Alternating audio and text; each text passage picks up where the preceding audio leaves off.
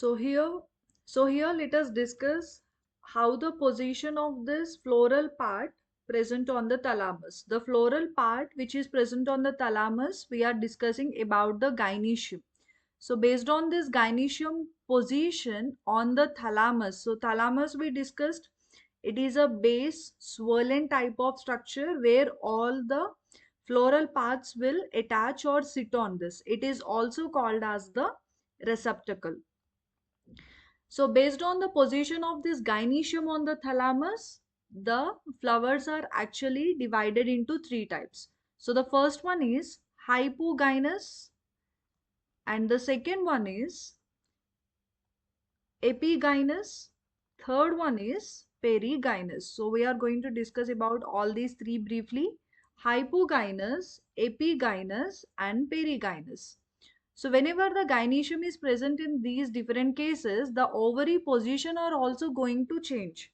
The hypogynous type of flowers or that type of gynoecium will have the superior ovary. The ovary is superior in the hypogynous condition.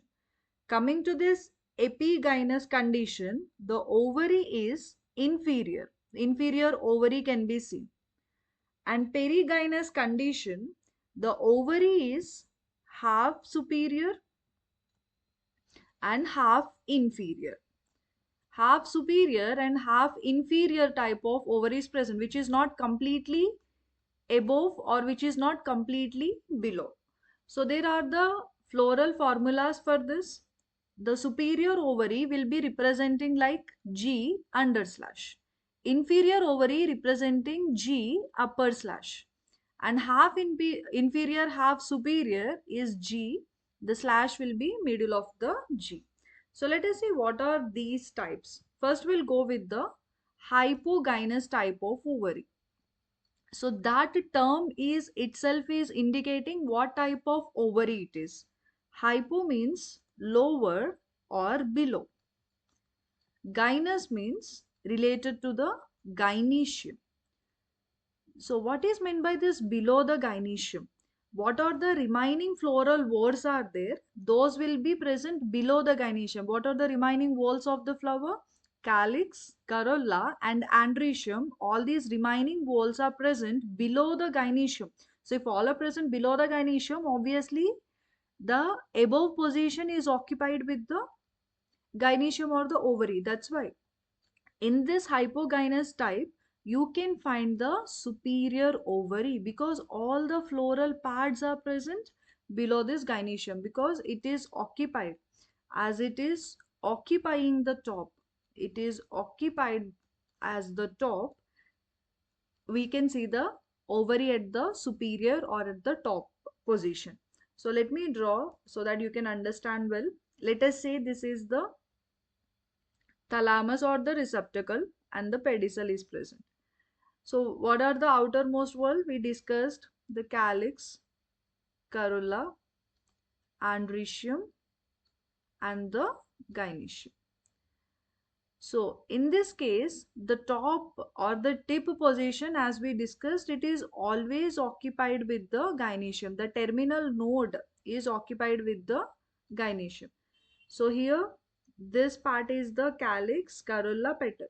Whatever the thalamus you are seeing here, the thalamus shape is also giving the position for this ovary. So the thalamus here is the convex shape or conical type of shape.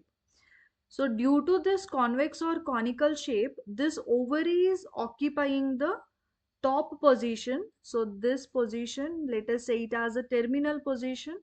This terminal position is occupied by the ovary. That's why it is present at the top.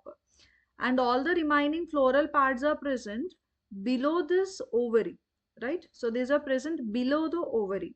That type of gynoecium is called as a hypogynous. So you can see here, hypo means lower, gynous means gynoecium. All the remaining floral walls or these floral parts which are present below it, that's why it is occupying the top position. We call it as a superior type of ovary. As it is present at the top, it can be easily detached. So if you want to remove it, it is easily detachable type of ovary or the gynecium is present. Let us see where you can find this type of hypogynous condition.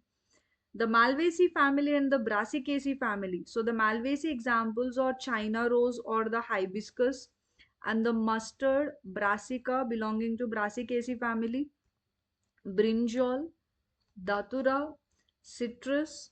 So you can find this hypogynous type of condition in all these plants. So same way we have the second type. Let us go with the epigynous. Epigynous condition is also containing the inferior type of ovary. So let us see. Epi means above or upon. Epi means above. Gynous means related to the gynecium. So what is this above the gynecium? All the floral whorls. Yes, all floral whorls are present above the gynecium or above the ovary. Above the gynecium or ovary, that condition we call it as a epigynous condition, or what type of ovary we can see here? Inferior type of ovary, right? So which means all the floral whorls are present above the gynecium. If it is present below the gynecium, ovary is at the top. But here all the floral whorls are present above the gynecium or above the ovary. That's why inferior type of ovary can be seen. So this is because of the changing of this thalamus. Let us see. So this is a thalamus which is present here, and how this thalamus is looking. The thalamus or the receptacle, it is deep cup shaped. In the case of hypogynous, the convex or conical shape of thalamus is present, but the deep cup shaped thalamus is present in the epigynous type of ovary. And this whole thalamus will surrounds the ovary, and which bears the ovules. It surrounds the ovary or gynecium. That's why the ovary is present below the floral parts. Suppose here the calyx and the corolla and rhizome are erased in this way. And where is this gynecium is present? The gynecium is deeply seated in this cup-shaped type of thalamus. You can find in this way. So where is this ovary is present? The ovary is present here with the ovules.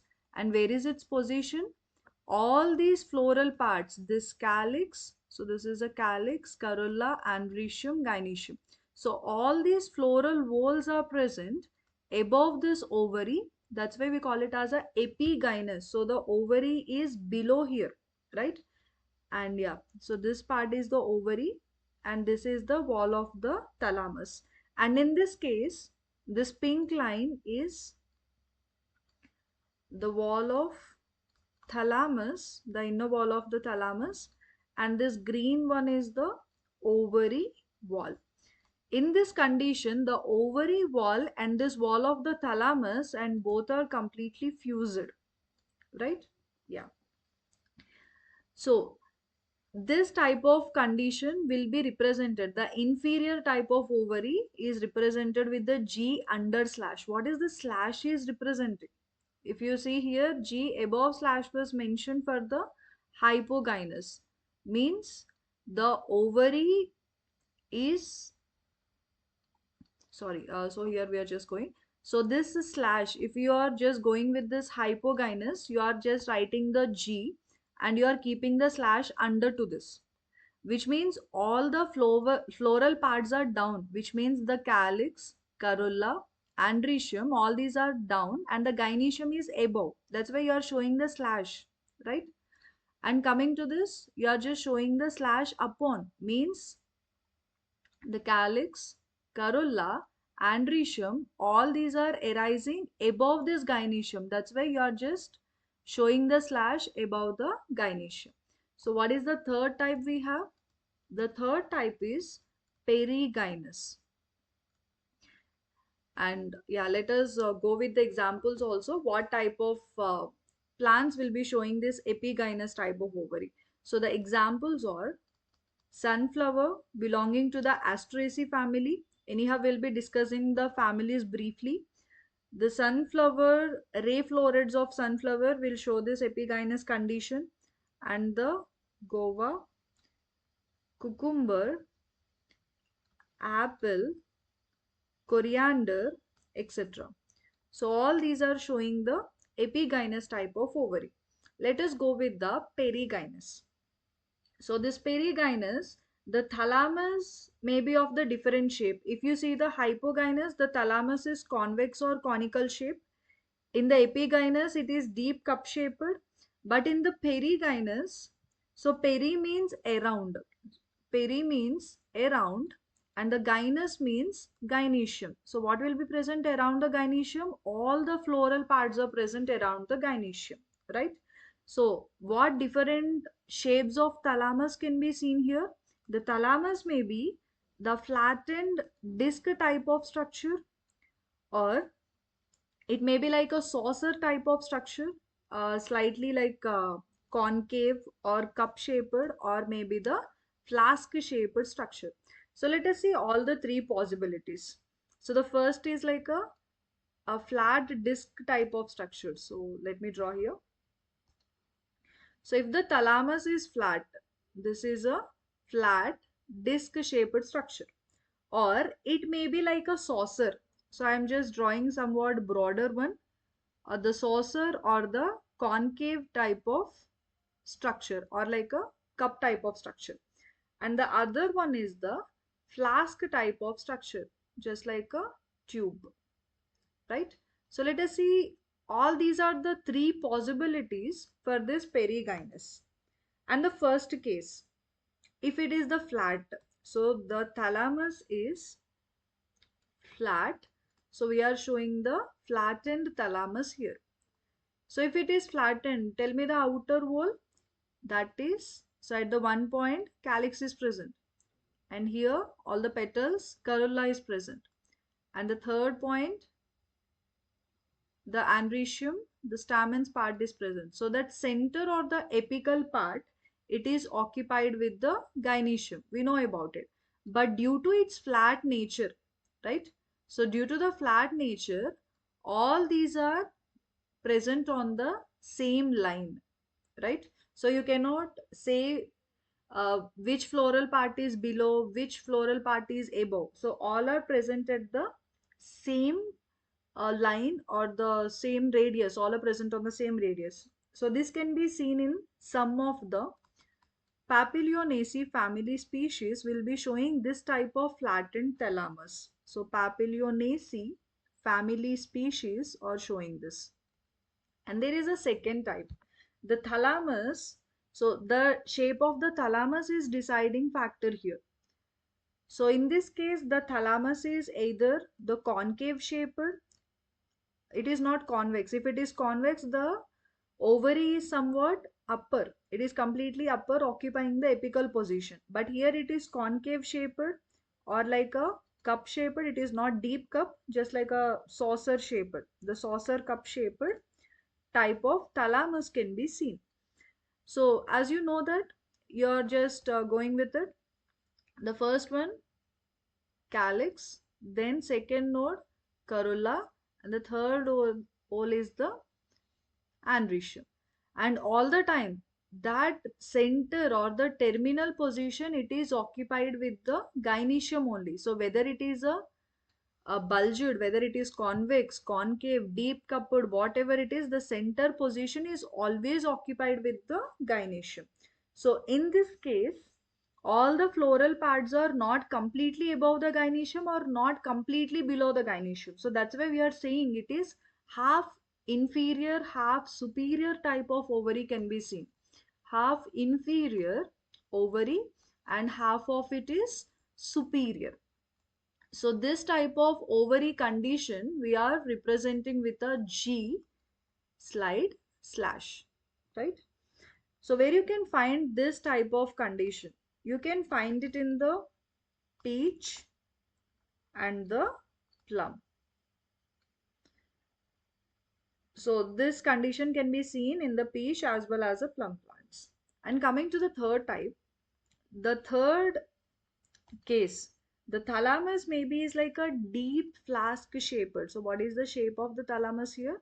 The thalamus is deep flask shaped, and where all the remaining floral parts are present. So these are present at the rim of the thalamus, the edge of the thalamus. So let us say at this edge, calyx is present, corolla is present, and rhizome is also present. And where is the gynoecium is present? As we know that it is always occupied the center position. So the gynoecium with the ovary, it is present here, right? So all the floral parts are arising at the rim or margin of the thalamus, and this gynoecium is occupying the center part of it. So this type can be seen in the rose plants. So in this condition, the ovary is half inferior and half superior.